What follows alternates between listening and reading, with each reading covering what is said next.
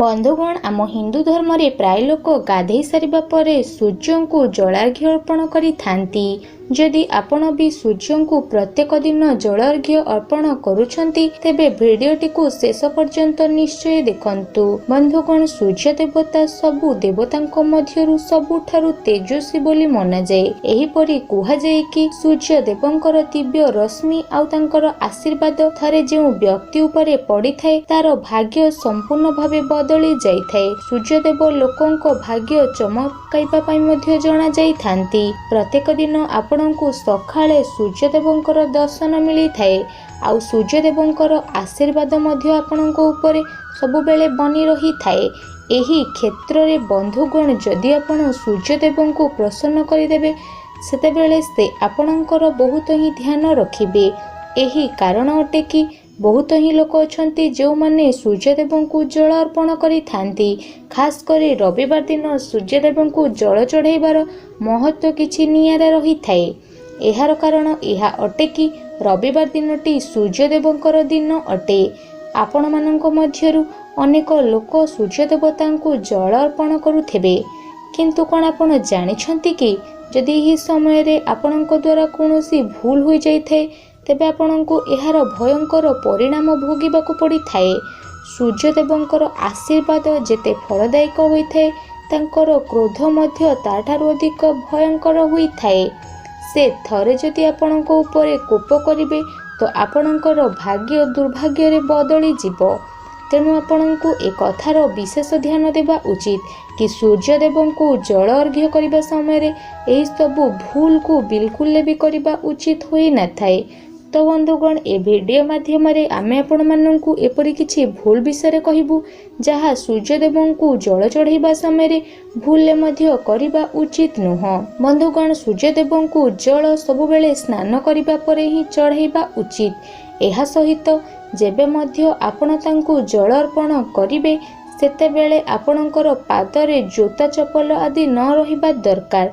एहा मध्य ध्यान रखिबे कि आपणकर हाथ आउ गोड़ संपूर्ण रूपे स्वच्छ रहिथिबा दरकार। हेबो जदि जल चढ़ाइबा पूर्वरु एहाकु आउ थरे धोई देबा उचित। एहार कारण एहा अटे कि आपणकर हाथ गोड़ आउ शरीर रे थिबा मैलारु नेगेटिव ऊर्जा सृष्टि होई थाए आउ नेगेटिव ऊर्जा सहित सूर्यदेव को जल चढ़ाइबा फलदायक होई न थाए। तेणु स्वच्छता उपरे विशेष भावे ध्यान देबा उचित।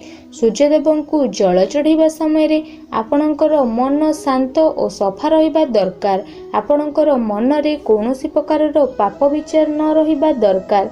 बेले बेले एपरि मध्य होई थाए कि हमर काहा सह झगड़ा होई थाए कि आमे कोनोसी कथा को नै रागी थाउ आउ पुणी सेही समय रे सूर्यदेव को जल चढ़ाइबा पई पहुंची जाई थाउ।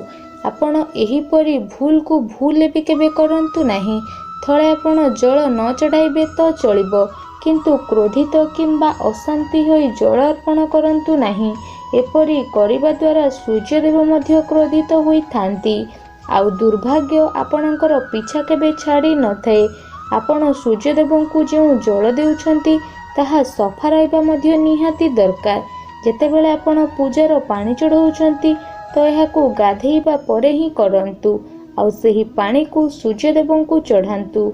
आउ एक कथा उपरे ध्यान देबे कि आपण जेउ ढाल रे पानी चढ़ाउछंती ताहा मध्य नियमित भाबरे सफा रखिबा उचित, नचेत जल रे नेगेटिव एनर्जी आसी जाई थाए आउ आपणकर पूजार प्रभाव ओलटा होई जाई थाए। आउ एक कथा उपरे मने रखंतु जे सब बेले तंबा बा पितल पात्र रे जलार्घ्य अर्पण करंतु एवं जेतेबेले जल अर्पण करुछंती सेतेबेले से ढाल रे गोटे नाली रंगर फूल पकाई जलार्घ्य अर्पण करंतु। एहा करिबा द्वारा सूर्यदेव अत्यंत प्रसन्न होई थांती। आपणकर घरे कोनोसी अभाव रही न थाए बरं सुख समृद्धि भरपूर होई रही थाए। तेबे आपण माने जदि भगवान सूर्यदेव को हृदय भक्ति करुथांती तेबे तळे थिबा आम कमेंट बॉक्स रे जय सूर्यदेव अवश्य लिखंतु एवं वीडियो को गोटे लाइक करंतु। धन्यवाद।